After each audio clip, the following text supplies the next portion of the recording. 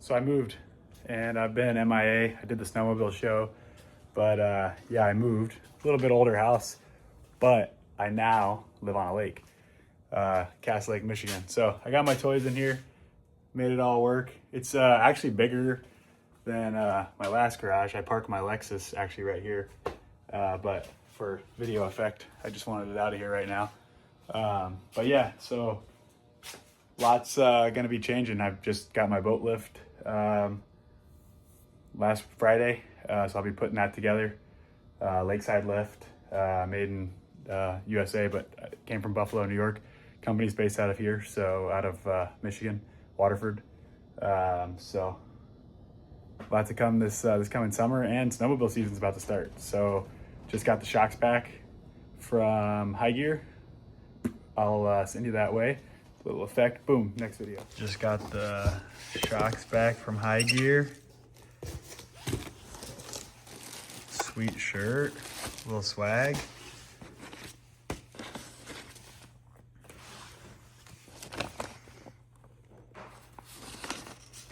Some warranty. Here's all the stuff I had done.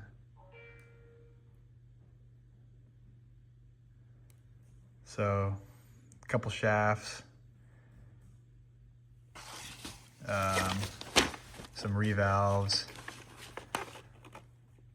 It was a pricey one, but this is a custom setup shock now for, oh, here's all the old shafts. So yeah, it was 3 of the shafts were bad.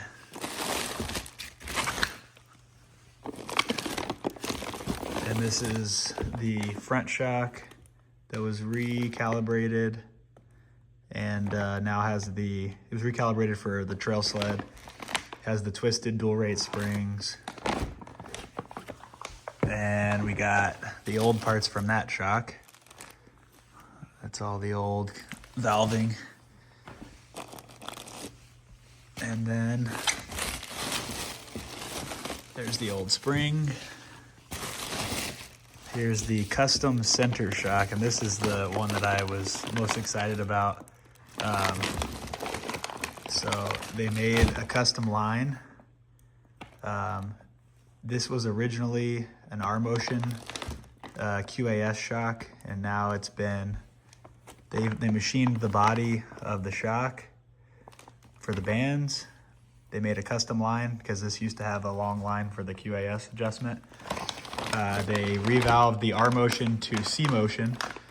I also had to shave the body. There was some casting on there and it wasn't quite clear.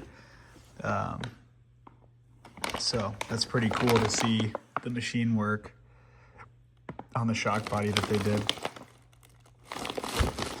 And in the custom line as well. All right. And then here is the front shocks. So they kept the same dual rate springs. So let's see, they put their nice stickers on there. The Hygear axis. Let's see. Yeah, they did they did some new bushing updates, new bump stops. And then, yeah, we kept the dual rate springs, so. One of these got a new shaft, which their shafts are pricey on the axis stuff, but. Somebody stole, or I don't know if somebody stole, but we were missing the second half of the drop hitch. When I picked up my boat lift, I took a picture and sent it to a buddy, and I was like, oh, hey, half the hitch is missing. So my buddy that owns Great Lakes Trailer Sales, John, was able to, get me back going nice and quick with this Gen Y. Go see him over in Waterford, Michigan. But yeah, I got this 16,000 pounder, 2,000 pounds of tongue weight, 2-inch shaft because it's an old 7.3. But yep, pretty excited to have the hitch back because I got to get my boat in about, I don't know, a couple days. I have a 2023 Moomba Max, as you know, and it had some warranty work that needed to be done.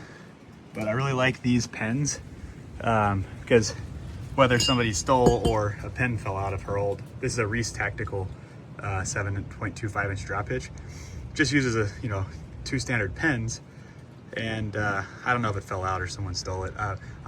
Everyone's like, someone stole it, and I'm like, well, I've actually had this pin start to walk its way out, and I caught it before it fell out, so maybe I should have put a locking pin on it, whatever. So I have, you know, my locking hitch here. I really like these, but I think I'll still go ahead and put a locking pin on that, because as I've heard from guys in this industry that the Gen Ys are like Hellcats. Everybody wants to steal them. So here's all my stuff for my lift. I have the winch box inside, and what else is inside? A couple other boxes, but this is like the main supports. 7,000 pound cable, all aluminum. I did do standard carpeted bunks, 12-foot bunks, and I went ahead and ordered with the manual wheel so I could get my own motor. So there's a Bluetooth model I want to do, but yeah, it's all here. So I'll be doing an assembly video of this before we know it too.